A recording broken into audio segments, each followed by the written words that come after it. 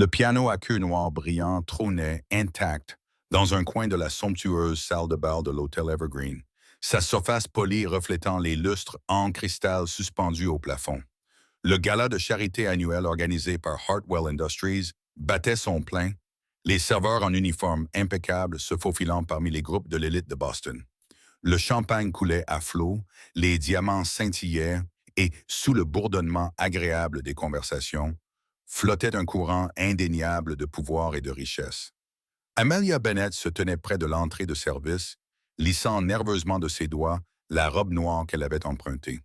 À 32 ans, elle était d'une beauté discrète, avec ses yeux bruns chaleureux et ses cheveux châtains tirés en arrière en un simple chignon.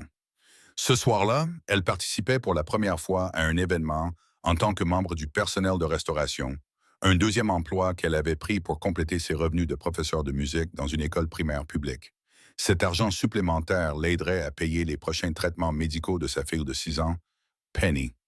Et la nouvelle appela Travis, l'un des serveurs seniors, en lui faisant signe de s'approcher d'un mouvement du menton. « Comment ça se passe? »« Bien, » répondit Amelia en remplissant son plateau de coupes de champagne. « J'essaie juste de ne rien faire tomber, » sourit Travis, les yeux rivés sur la salle de bal.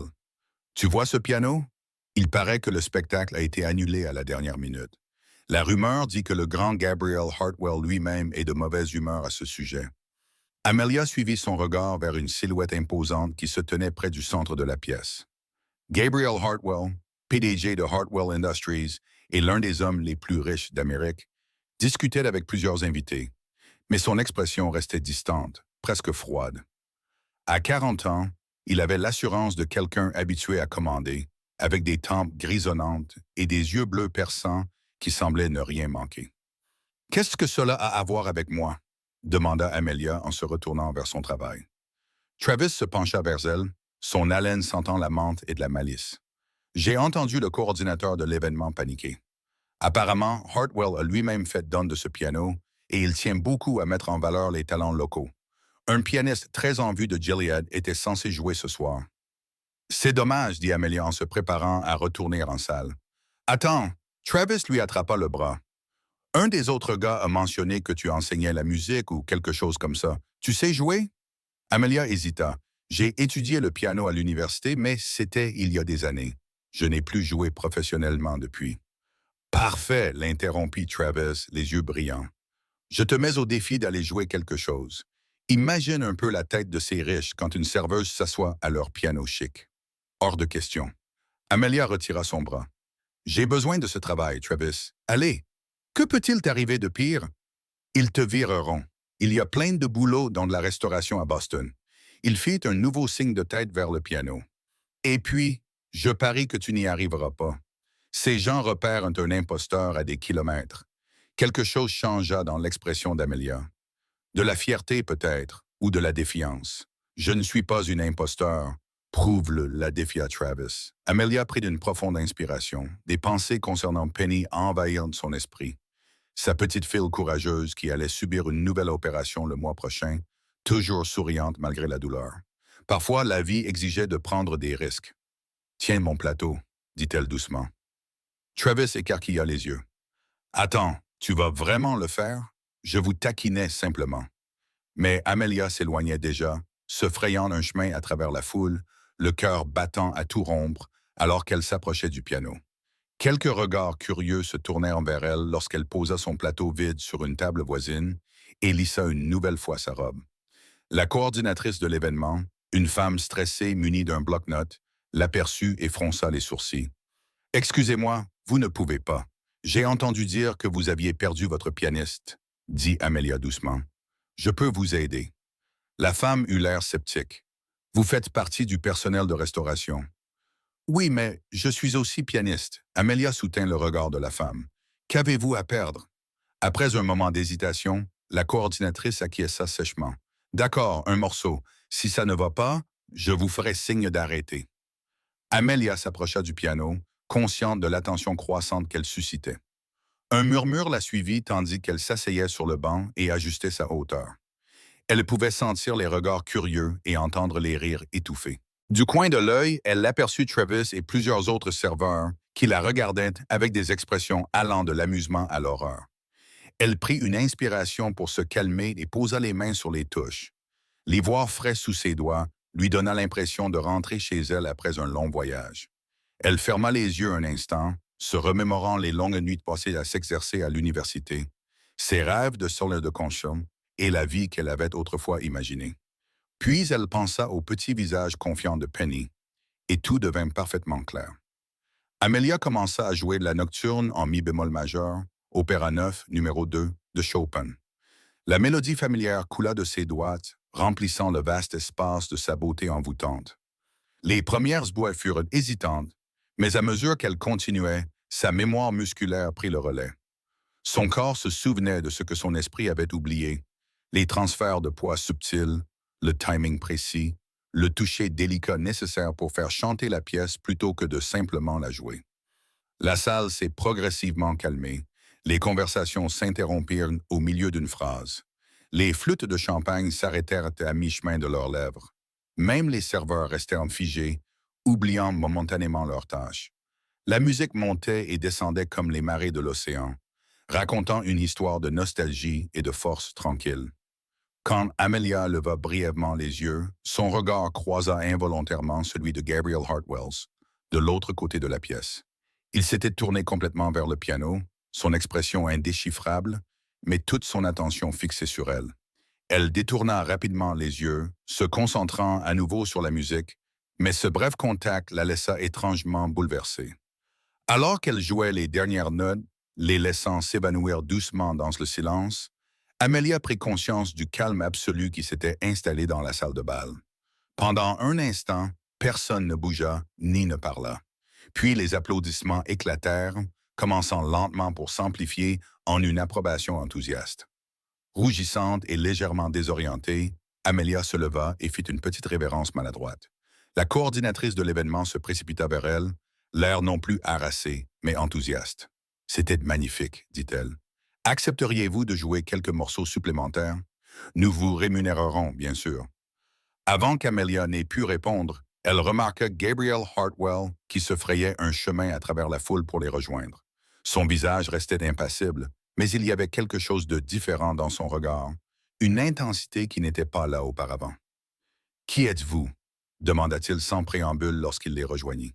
« Amelia Bennett, » répondit-elle, soudain consciente de sa robe empruntée et de son statut de serveuse. « Où avez-vous étudié? Au Conservatoire de Nouvelle-Angleterre. Mais je n'ai pas terminé. J'ai dû partir pendant ma dernière année. » Le regard de Gabriel passa de son visage à ses mains, puis revint sur son visage. Pourquoi? La question était directe, presque intrusive, mais Amelia se surprit à répondre honnêtement. La vie avait suivi son cours. Ses priorités avaient changé. Il hocha la tête une fois, comme pour se confirmer quelque chose à lui-même. « Jouez-en une autre, dit-il, et bien que son ton fût doux, ce n'était clairement pas une demande. Alors qu'Amelia se rassit au piano, elle ne put s'empêcher de sentir qu'il venait de se passer quelque chose d'important, même si elle n'aurait pas su dire quoi. Tout ce qu'elle savait, c'est que lorsque ses doigts trouvèrent les accords d'ouverture de Clair de Lune, son monde bascula sur son axe, se réorganisant dans une nouvelle configuration. Derrière elle, Gabriel Hartwell se tenait immobile, regardant ses mains danser sur les touches avec une expression que aucun de ses associés n'avait jamais vue auparavant. La semaine qui suivit le gala passa dans un brouillard pour Amelia. Sa brève performance lui avait valu plus que des applaudissements. Avant son départ, le coordinateur de l'événement lui avait glissé 5 billets de 100 $ neufs dans la main, les qualifiant de cachets. L'argent a été directement versé dans le fonds médical de Penny, une petite réserve pour faire face à la montagne de factures qui empêchait Amelia de dormir la nuit. « Maman, on peut manger une glace? » demanda Penny alors qu'elle rentrait de l'école vendredi après-midi. Malgré la douleur chronique qui la fatiguait souvent, Penny restait optimiste, son sourire illuminant son visage délicat encadré de boucles blondes indisciplinées. « Tu sais quoi?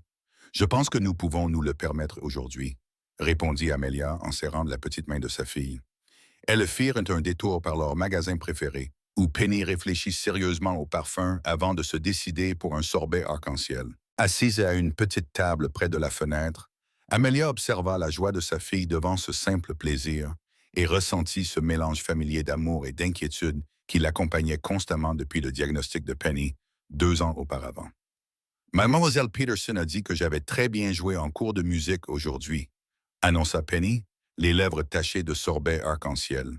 Elle a dit, j'ai peut-être du talent, comme toi. Amelia sourit. C'est merveilleux, ma chérie. On pourra peut-être s'entraîner ensemble ce week-end. On pourrait jouer à cette jolie chanson, The Moon One, de Claire de Lune.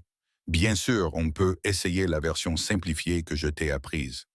Le téléphone d'Amelia vibra, affichant un numéro inconnu. Elle ignorait généralement les appels inconnus, mais quelque chose la poussa à répondre. Mademoiselle Bennett, ici Richard Clean, assistant de Gabriel Hartwell. Amelia faillit laisser tomber sa cuillère. Oui, Monsieur Hartwell aimerait vous rencontrer pour discuter d'une opportunité potentielle. Seriez-vous disponible demain après-midi? Stupéfaite, Amelia a pris rendez-vous pour le lendemain au siège social de Hartwell Industries, dans le centre-ville. Après avoir raccroché, elle fixa son téléphone incrédule. Qui était-ce, maman?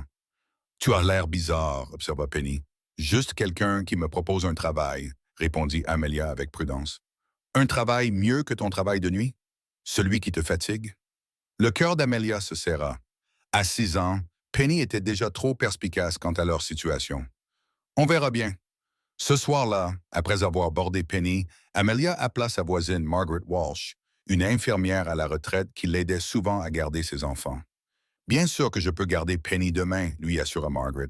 Ça a l'air important. Probablement rien, répondit Amelia, essayant de modérer ses propres attentes. Mais merci. Le samedi arriva et Amelia se retrouva devant son placard, confrontée à la triste réalité. Elle ne possédait rien d'approprié pour rencontrer l'un des hommes d'affaires les plus riches du pays.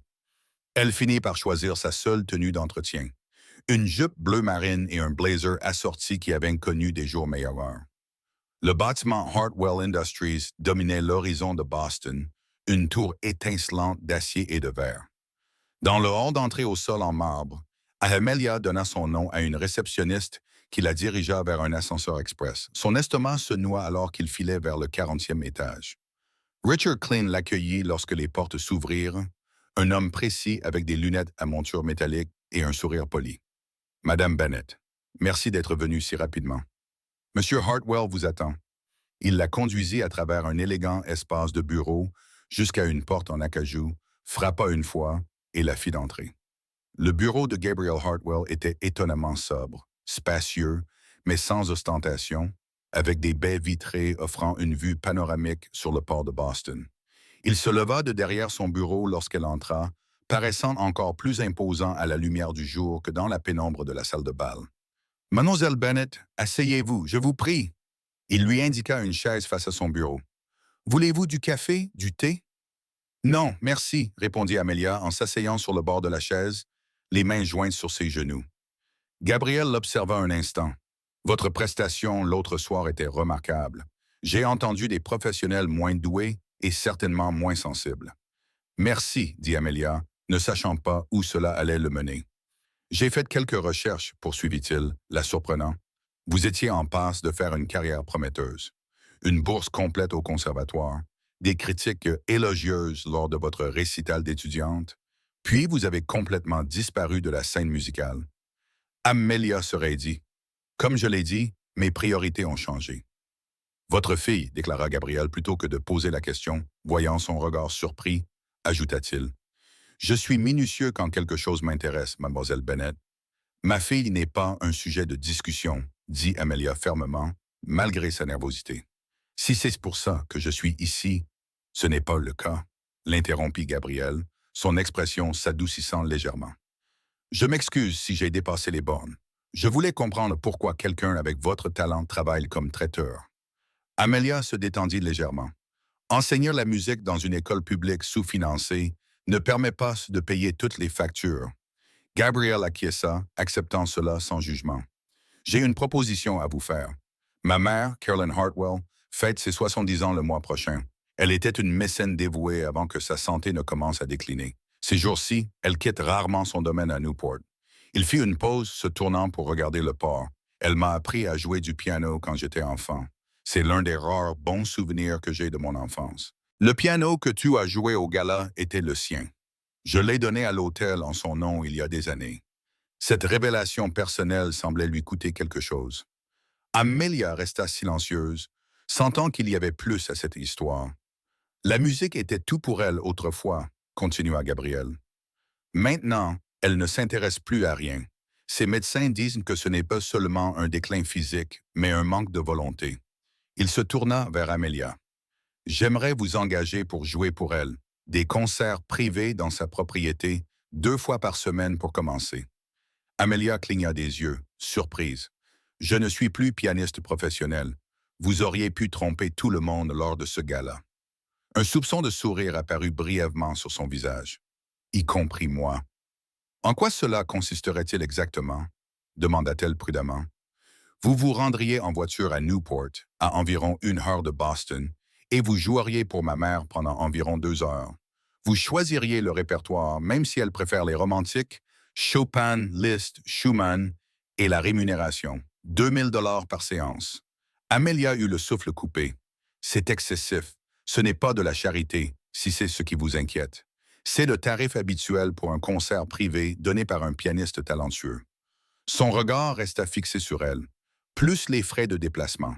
La somme était astronomique, suffisante pour couvrir les frais médicaux de Penny et même plus. Mais le doute la taraudait.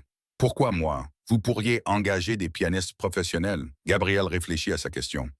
La façon dont vous avez joué ce soir-là n'était pas seulement une question de technique. Il y avait de l'émotion, de la vulnérabilité. Ma mère a davantage besoin de cette connexion que d'une technique parfaite. Quelque chose dans sa voix fit se demander à Amelia s'il en avait peut-être besoin lui aussi. J'ai une fille, dit-elle. Son emploi du temps, ses besoins passent avant tout. Nous pouvons nous adapter à vos disponibilités. Richard s'occupera de la logistique. Gabriel vint se placer devant son bureau. Voulez-vous au moins y réfléchir?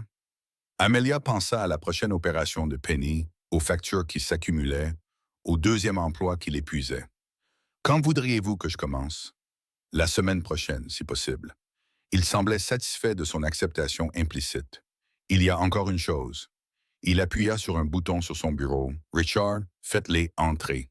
La porte du bureau s'ouvrit et un couple d'âge moyen entra, l'air nerveux. Mademoiselle Bennett, voici Walter et June Spencer. Ils étaient également au gala. June Spencer s'avança, les yeux brillants. Vous avez magnifiquement joué, Walter et moi. Eh bien, notre fille devait se marier le mois prochain, mais son fiancé, elle hésita. Walter passa son bras autour des épaules de sa femme. Les fiançailles de notre fille ont mal tourné. Elle est dévastée. Le mariage devait inclure un morceau de piano spécial pendant la cérémonie, le préféré de sa grand-mère. Nous espérions que vous pourriez envisager de jouer à la cérémonie à la place de l'artiste qui nous a fait faux bond. Amelia regarda le couple plein d'espoir, puis Gabriel perplexe quant à son implication. Les Spencer sont de vieux amis, expliqua Gabriel.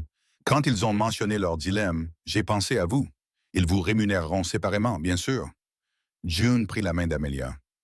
Nous savons que c'est à la dernière minute, mais cela signifierait beaucoup pour notre Kelly. Amelia se sentait submergée. Hier encore, elle était une mère célibataire en difficulté, et aujourd'hui, on lui offrait des opportunités qui pourraient tout changer. Une partie d'elle-même se demandait si tout cela n'était pas trop beau pour être vrai.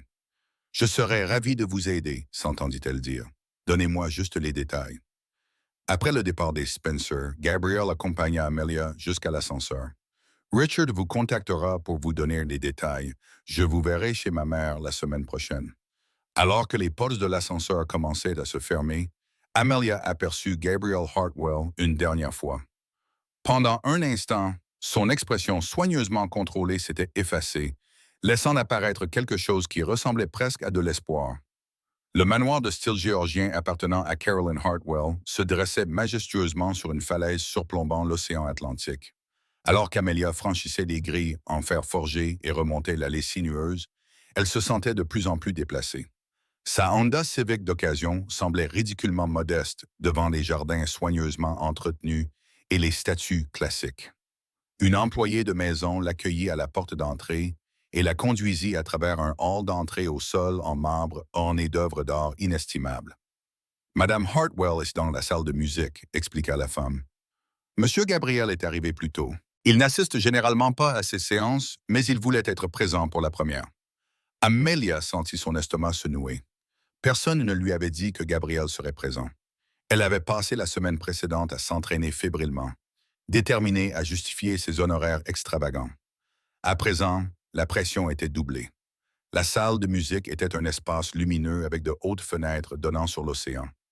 Un magnifique piano à queue Steinway trônait dans son centre.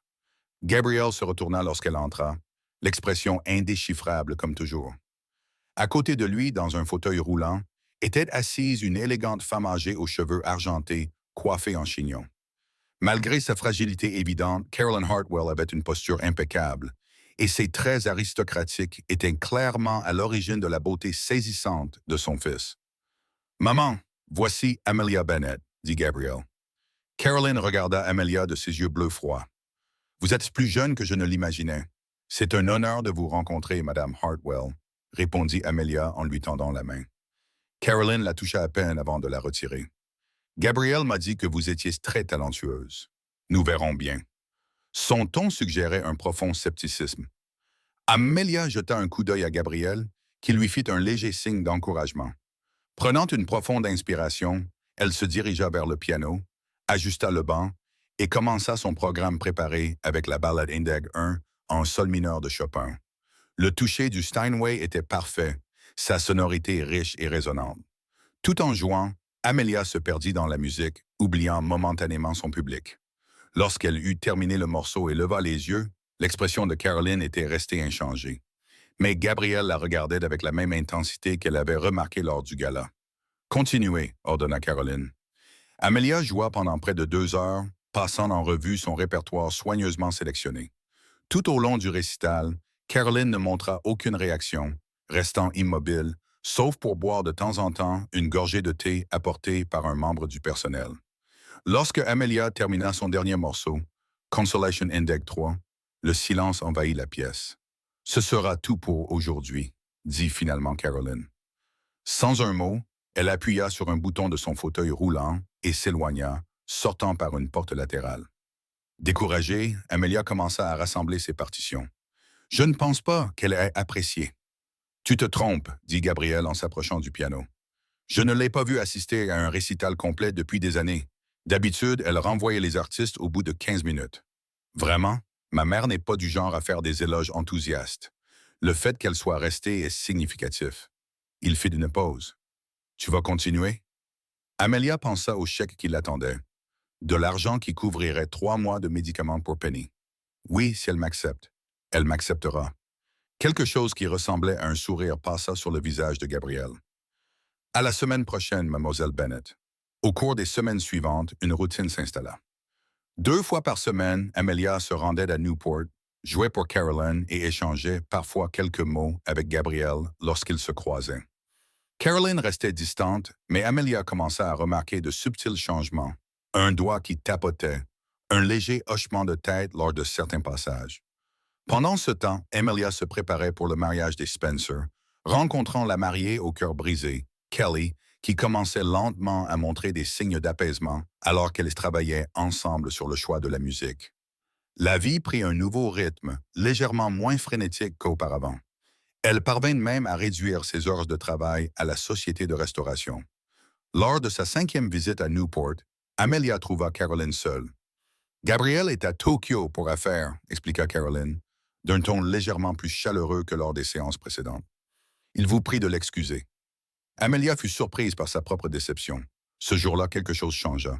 Au milieu de la sonate pathétique de Beethoven, Amelia remarqua que Caroline fermait les yeux, ses traits sévères s'adoucissant.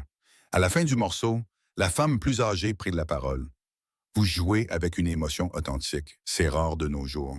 Trop de techniciens, pas assez d'artistes, » dit-elle en désignant un porte-document en cuir posé sur une table d'appoint. « Apportez-le-moi. » À l'intérieur se trouvaient des programmes jaunis de concerts datant de plusieurs décennies. « J'étais pianiste, moi aussi, » dit Caroline en montrant à Amelia des photos d'elle-même plus jeune dans divers lieux prestigieux. « Pas professionnellement, mon père ne l'aurait jamais permis, mais j'avais un certain talent. Gabrielle m'a dit que vous lui aviez enseigné. » Une ombre passa sur le visage de Caroline. « Jusqu'à ce que mon mari décide que c'était une activité trop féminine pour son fils et héritier. » Sa voix se durcit. William Hartwell avait des idées très précises sur la masculinité. Amelia écouta Caroline lui révéler peu à peu des fragments de son histoire familiale. Son mariage avec William, un homme autoritaire, ses attentes rigides envers leur fils unique, l'étouffement progressif de ses propres aspirations musicales. Pourquoi n'êtes-vous pas revenu à la musique après son décès? Demanda Amelia avec douceur. Il était trop tard. Mes mains, dit Caroline en les levant, révélant les articulations déformées par la polyarthrite rhumatoïde et peut-être aussi mon esprit. À partir de ce jour, leurs séances comprirent des conversations. Caroline commença à demander des morceaux spécifiques, suggérant même des techniques de doigté pour les passages difficiles. Elle s'intéressa au parcours d'Amelia, acquiesçant avec compréhension lorsque celle-ci lui expliqua comment les besoins médicaux de Penny avaient fait dérailler sa carrière musicale. Vous avez choisi la maternité plutôt que l'art, observa Caroline. Je me demande parfois si j'aurais dû faire le même choix. Gabriel et moi aurions peut-être été plus proches. Le jour du mariage des Spencer arriva, coïncidant avec la 8e visite d'Amelia à Newport. La cérémonie était prévue en début de soirée, ce qui lui laissait le temps de se rendre d'abord à sa séance habituelle avec Caroline. À son arrivée, Gabriel était présent, de retour de son voyage d'affaires. J'ai pensé rester pour le concert d'aujourd'hui, dit-il, l'air plus détendu qu'Amelia ne l'avait jamais vu. Alors qu'elle jouait The Buttes Reverie, Amelia remarqua que Gabriel ne la regardait pas, mais sa mère une émotion complexe dans les yeux lorsque Caroline sourit pendant un passage particulièrement beau. Il détourna rapidement le regard, mais pas avant qu'Amelia ait remarqué l'humidité dans ses yeux.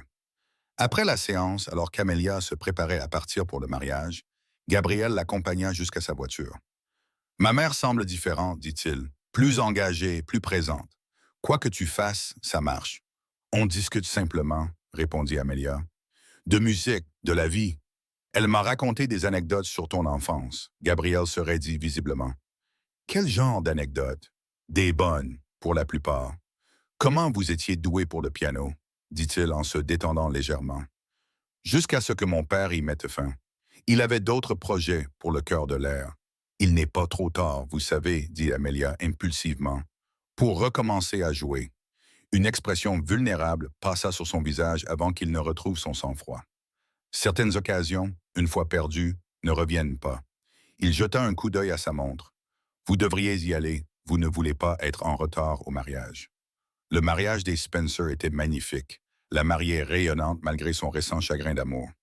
Lorsque Amelia joua le morceau préféré de la grand-mère, l'Ave Maria de Schubert, pendant la cérémonie, il n'y avait pas un œil sec dans l'église. Après la cérémonie, de nombreux invités s'approchèrent d'elle pour la complimenter et lui demander ses coordonnées. Parmi eux se trouvait Travis, son ancien collègue de la société de restauration. « Quelle surprise de te voir ici, dit-il, d'un ton moins amical que ses mots. Tu as gravi les échelons depuis le gala, en jouant pour les Spencer, en te rendant 2 fois par semaine à Newport pour jouer pour la vieille dame Hartwell. » Amelia se raidit. « Comment tu sais ça? Boston est une petite ville à certains égards. » Les gens parlent. Travis se pencha vers elle, d'autant plus que la mystérieuse pianiste, qui attirait l'attention de tous, s'avérait être une serveuse inconnue qui avait soudainement gagné l'attention de Gabriel Hartwell. « Je devrais retourner à la réception, » dit Amelia, mal à l'aise face à son intensité. Travis lui attrapa le bras. « Allez, Amelia, nous savons tous les deux ce qui se passe réellement. Hartwell ne te paye pas autant juste pour jouer du piano. Quel est ton objectif? »« Lâche-moi, » siffla-t-elle en se dégageant. « Tu n'as aucune idée de ce dont tu parles, n'est-ce pas? On dit que Hartwell ne s'intéresse jamais à quelqu'un sans raison. Qu'est-ce qui te rend si spécial? À moins que, dit-il en plissant les yeux d'un air malicieux. Je devrais peut-être passer quelques coups de fil à la presse. La liaison secrète d'un milliardaire avec une mère célibataire. Ça ferait d'un titre juteux. Il n'y a pas de liaison, insista Amelia, le visage en feu. C'est un arrangement professionnel. Alors ça ne te dérangera pas si je partage ce que je sais quant à Travis, y compris les détails sur ton enfant malade. Les gens adorent les histoires tristes. Laisse ma fille en dehors de ça, avertit Amelia, la colère montant en elle. Tout va bien ici? Interrompit une voix grave. Gabriel Hartwell se tenait derrière eux, impeccablement vêtu d'un smoking, le regard glacial alors qu'il observait Travis. Travis, balbutia-t-il, Monsieur Hartwell, je discutais juste avec un ancien collègue. Vraiment? Le ton de Gabrielle aurait pu geler le feu. De là où je me trouvais, cela ressemblait à du harcèlement. Non, monsieur, juste une conversation amicale. Je vais y aller maintenant. Travis battit précipitamment en retraite. Amelia regarda Gabrielle, sous le choc. Que fais-tu ici? Les Spencer m'ont invité. Je suis arrivé en retard. Il se tourna vers elle, son regard froid laissant place à de l'inquiétude. Tu vas bien? Qui était-ce? Personne d'important, répondit Amelia, encore sous le choc. Juste quelqu'un avec qui je travaillais, dit Gabriel en scrutant son visage. Il t'a bouleversé. Ce n'est rien, dit Amelia en esquissant un sourire forcé. Je ne m'attendais pas à te voir ici. Je ne m'attendais pas à venir, admit-il. Mais je voulais t'entendre jouer dans un autre contexte. Avant qu'Amelia n'ait pu répondre, Kelly Spencer s'approcha, radieuse dans sa robe de mariée. Amelia, tout le monde a adoré ta prestation. Elle remarqua Gabriel et son sourire s'élargit. Monsieur Hartwell, maman m'avait dit que vous viendriez peut-être. Merci de nous avoir mis en contact avec Amelia. Elle a été une véritable bénédiction pendant cette période difficile. Après le départ de Kelly, un silence gênant s'installa entre eux. Je devrais aller voir la suite du programme, dit finalement Amelia. Gabriel acquiesça. Bien sûr, mais Amelia, a-t-il hésité, inhabituellement incertain. Accepteriez-vous de dîner avec moi demain soir? J'aimerais discuter de quelque chose avec vous. Le cœur battant à tout rompre, Amelia a accepté avant de s'éloigner précipitamment, confuse par sa réaction à sa simple demande. Plus tard dans la soirée, alors qu'elle rangeait ses partitions, Amelia a trouvé une enveloppe que quelqu'un avait placée parmi ses affaires. À l'intérieur se trouvait une coupure de journal datant d'il y a 17 ans, un petit article sur un accident de voiture qui avait coûté la vie à un jeune couple, laissant leur fils adolescent comme seul survivant. Le fils s'appelait Gabriel Hartwell. Sur la coupure, écrit à l'encre rouge, on pouvait lire « Demandez-lui ce qui s'est vraiment passé cette nuit-là. Demandez-lui ce qu'il a fait. » Le restaurant que Gabriel avait choisi pour leur dîner était un petit établissement élégant niché dans une rue calme de Boston. Aucune enseigne voyante n'annonçait sa présence, juste une plaque en laiton discrète à côté d'une lourde porte en bois. À l'intérieur, l'éclairage était tamisé, l'atmosphère intime avec seulement une douzaine de tables espacées les unes des autres. Le serveur conduisit Amelia dans une alcôve privée où Gabriel l'attendait déjà. Il se leva à son approche, sa réserve habituelle adoucie par ce qui ressemblait presque à de la nervosité. « Merci d'être venu, » dit-il en tirant sa chaise. Amelia avait passé des heures à se demander si elle devait apporter la coupure de journal. Elle se trouvait maintenant dans son sac à main, lui brûlant la conscience. Les mots accusateurs en rouge ne cessaient de clignoter dans son esprit. Demande-lui ce qu'il a fait. « Tout va bien? » demanda Gabriel, remarquant sa distraction. Amelia esquissa un sourire, juste fatiguée après hier. Le mariage était charmant, mais émouvant, commandèrent-ils, discutant avec précaution des Spencer, des progrès de Caroline, du temps changeant de l'automne. Gabriel semblait différent d'ici, plus accessible, moins le milliardaire inaccessible. « Tu as dit que tu voulais discuter de quelque chose, » finit par dire Amelia après l'arrivée du premier plat. Gabriel posa sa fourchette. « Oui, c'est à propos de ma mère. » Il fit une pause, choisissant ses mots avec soin. Ses médecins constatent une amélioration significative. Ils la qualifient de remarquable, en particulier la réduction de ses douleurs et de ses symptômes dépressifs. « C'est merveilleux, » dit Amelia sincèrement. « Ils attribuent cela à vos visites, » dit-il en la regardant dans les yeux à travers la table. « Pas seulement à la musique, mais aussi au lien que vous avez établi avec elle. Personne n'avait réussi à l'atteindre ainsi depuis des années. » Amelia rougit légèrement sous son regard intense. « C'est une femme extraordinaire. »« Oui, c'est vrai. » L'expression de Gabriel s'adoucit, ce qui rend ce que je m'apprête à vous proposer encore plus difficile. Il prit une profonde inspiration. « J'aimerais rendre notre arrangement plus permanent, vous offrir un poste officiel, celui de compagne musicale et thérapeute à plein temps de ma mère. » Amelia cligna des yeux, surprise. « Je ne suis pas musicothérapeute de formation. Ce que vous faites fonctionne mieux que toutes les thérapies qu'elle a essayées. Le poste comprendrait un salaire substantiel, des avantages sociaux et un logement pour vous et votre fille au domaine de Newport. » Son regard restait fixe. Penny aurait accès aux meilleurs soins médicaux. Il y a une excellente école privée à proximité. L'offre était d'une générosité à couper le souffle et allait complètement changer sa vie. Tout ce qui préoccupait Amelia depuis des années, pouvait être résolu en une seule décision. C'est bouleversant, dit-elle honnêtement. Prenez le temps d'y réfléchir, répondit Gabriel. Il n'y a pas d'urgence. Alors que leurs plats principaux arrivaient, Amelia sentit le poids de la coupure de journal s'alourdir. Si elle acceptait son offre, elle lierait sa vie et celle de Penny à celle des Hartwell. Ne devait-elle pas à sa fille de connaître la vérité sur l'homme qui lui faisait une proposition aussi extraordinaire? Gabrielle, commença-t-elle avec hésitation. J'ai besoin de te demander quelque chose. Son expression devint prudente. Qu'y a-t-il?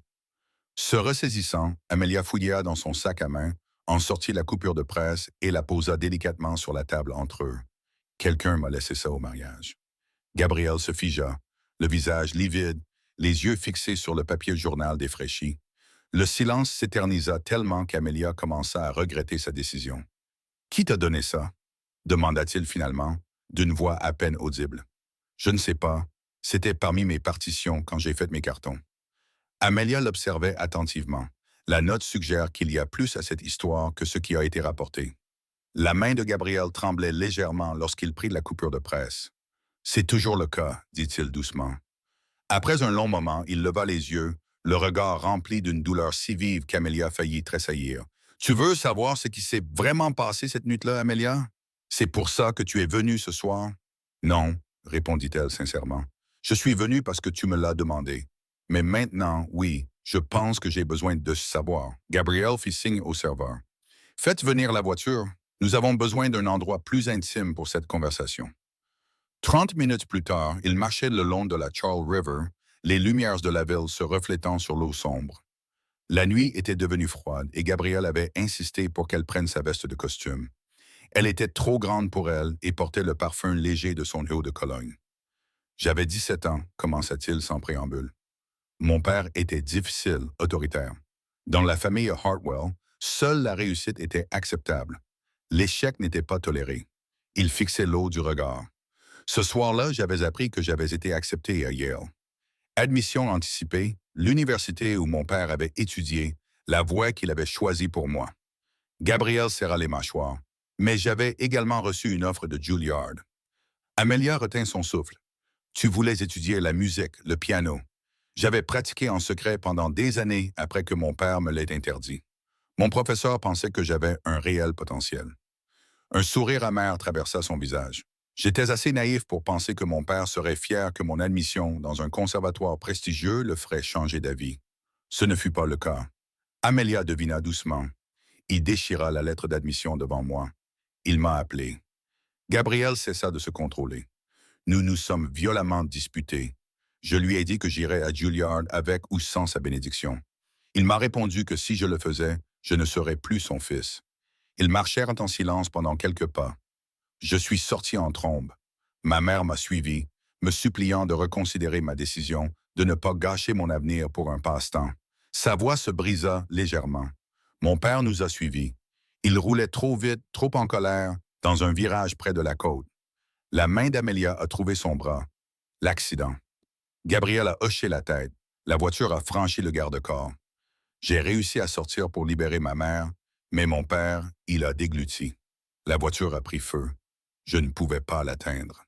« Tu n'étais qu'un enfant », a murmuré Amelia, horrifiée. L'enquête a conclu à un accident, mais il y a eu des rumeurs. Le cœur de Hartwell se disputant avec son père juste avant l'accident. Certains ont suggéré que je l'avais délibérément distrait, ou pire. Ses yeux rencontrèrent les siens, hantés. La note laisse entendre que j'ai commis un crime. Ce n'est pas le cas. Mais je n'ai jamais cessé de me sentir responsable.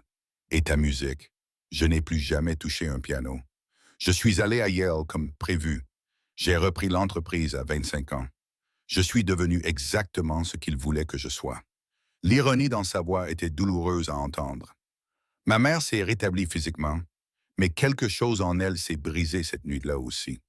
Elle s'est retirée de la vie, de moi. Je pense que me regarder lui rappelait trop ce qu'elle avait perdu.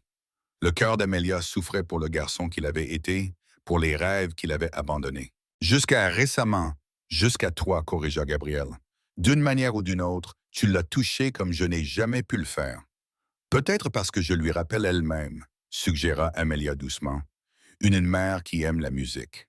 Ils avaient atteint un petit pont piétonnier. Gabrielle s'arrêta et se tourna vers elle. Maintenant, tu connais mon secret le plus sombre, dit-il doucement. Cela change-t-il ta réponse à ma demande? Amelia réfléchit attentivement à la question. Je ne t'ai pas encore donné de réponse. Mais tu as des inquiétudes. Pas à propos de ce qui s'est passé il y a 17 ans, lui assura-t-elle. Tu étais un enfant pris dans une situation impossible. Mes inquiétudes sont plus pratiques. Elle prit une profonde inspiration. Penny et moi avons construit une vie à Boston. Elle n'est pas parfaite, mais c'est la nôtre. Déménager à Newport, dépendre de la générosité de ta famille, c'est un grand pas. Ce n'est pas de la charité, insista Gabriel. Tu as redonné à ma mère sa joie de vivre, son envie de vivre.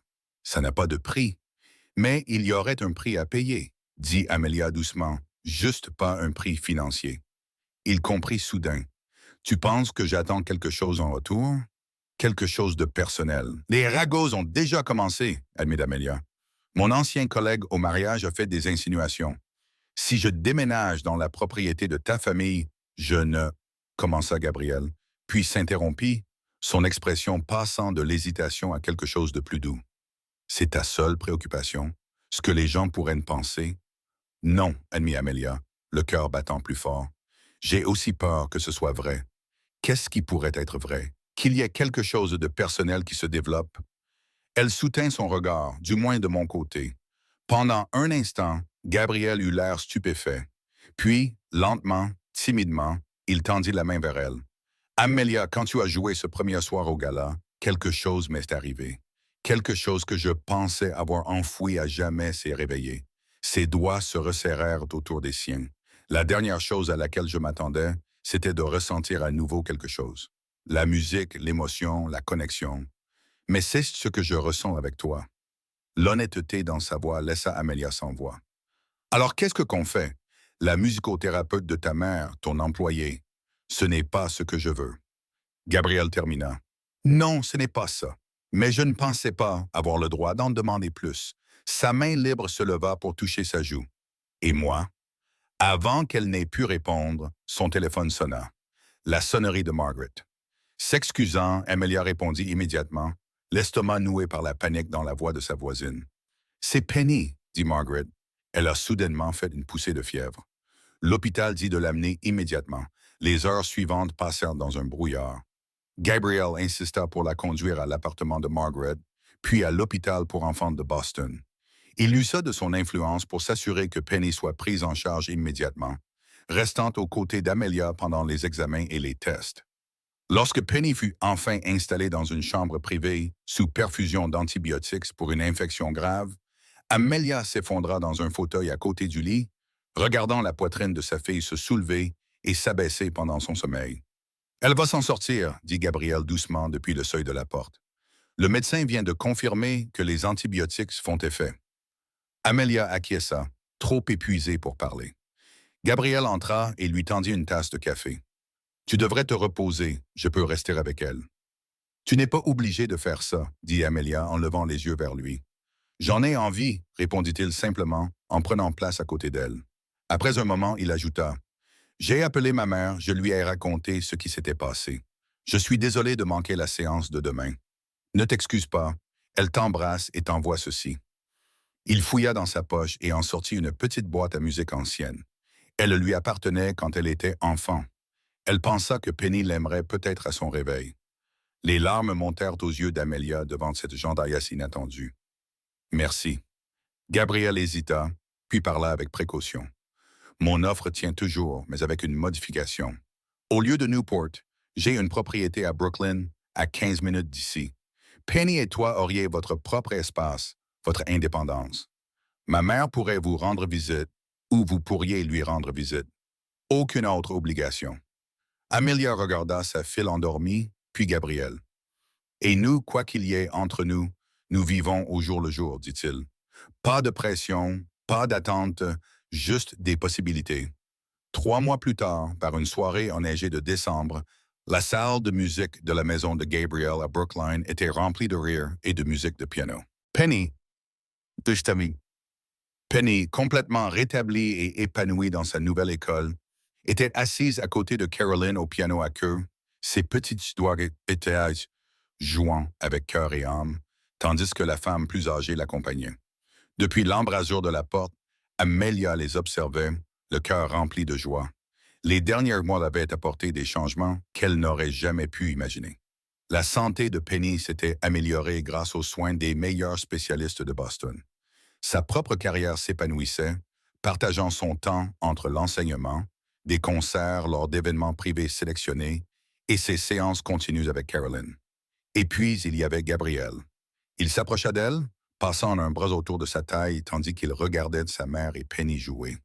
Elle s'améliore de jour en jour, murmura-t-il. Elles s'améliorent toutes les deux, répondit Amelia en se penchant légèrement vers lui. Caroline leva les yeux, surprenant leur moment d'intimité, et sourit, un sourire sincère et chaleureux qui transforma son visage autrefois sévère. Gabriel, appela-t-elle, viens de montrer à Penny le morceau que tu as répété. Amelia le regarda avec surprise. Tu t'es entraîné? Une légère rougeur colora ses joues. Juste un peu, quand il n'y a personne. Il a pris des cours en secret, confia Caroline à Penny avec un clin d'œil complice, tout comme il le faisait quand il était petit. J'allais, oncle Gabriel, l'encouragea Penny en tapotant le banc à côté d'elle. Depuis son déménagement à Brooklyn quelques mois plus tôt, elle avait adopté Caroline comme sa grand-mère honoraire et Gabriel comme son oncle, formant des liens qui étonnaient Amelia chaque jour. Gabriel hésita, puis se dirigea vers le piano. Il s'assit et posa ses mains sur les touches avec une appréhension visible. « Je suis très rouillé, prévint-il. Joue la berceuse, l'encouragea gentiment Caroline, celle que je t'ai apprise. Après avoir pris une profonde inspiration, Gabriel commença à jouer la berceuse de bras de manière simple, mais avec une sensibilité surprenante. La douce mélodie familière remplit la pièce, porteuse du poids des années, de la perte et de la redécouverte, de la guérison. Amelia s'approcha, se plaçant derrière lui, sa main posée légèrement sur son épaule. Elle sentit la tension en lui se relâcher progressivement à mesure qu'il s'abandonnait à la musique. Lorsqu'il eut terminé, la pièce était silencieuse, à l'exception du doux tic-tac de l'horloge comtoise dans le coin. « C'était magnifique, dit Amelia doucement. Gabriel recouvrit sa main de la sienne. « Merci de m'avoir rendu tout cela. Tout. » Plus tard dans la nuit, après que Penny se fut endormie et que Caroline se fut retirée dans sa suite, Amelia et Gabriel s'assirent ensemble près de la cheminée dans la bibliothèque. « J'ai quelque chose pour toi, dit Gabriel en sortant un petit paquet emballé de son bureau. Un cadeau de Noël en avance. » Amelia le déballait avec précaution et découvrit un journal intime en cuir vintage. En l'ouvrant, elle découvrit qu'il était rempli de partitions manuscrites, des compositions originales datant des années 1980 au début des années 2000. « Les compositions de ma mère, expliqua Gabriel. Elle me les a montrées la semaine dernière. Pendant toutes ces années, je ne savais pas qu'elle écrivait de la musique. Elles sont magnifiques, dit Amelia en parcourant les partitions. Complexes, mais accessibles. Elle a un vrai talent. Elle aimerait que tu les joues, peut-être même que tu l'aides à les publier. J'en serais honoré, répondit Amelia sincèrement. Gabriel lui prit la main. Je n'aurais jamais pensé que ma famille pourrait être à nouveau réunie. Je n'aurais jamais pensé pouvoir retrouver le chemin de la musique ou établir un véritable lien avec une autre personne. Ses yeux, autrefois si méfiants, brillaient désormais d'une émotion sincère. Tu as tout changé, Amelia, non seulement par ce que tu joues, mais aussi par qui tu es. Alors qu'il se penchait pour l'embrasser, Amelia réfléchit à la façon dont un seul instant, un défi relevé, un risque pris, avait bouleversé le cours de tant de vie. Ce qui avait commencé comme une blague était devenu la performance la plus significative de sa vie, réveillant des rêves endormis non seulement pour elle-même, mais aussi pour tous ceux qui l'entouraient. Et alors que les bras de Gabriel l'enlaçaient, Amalia savait avec une certitude absolue que ce n'était que le début de leur histoire. Une composition encore en cours d'écriture, note après note,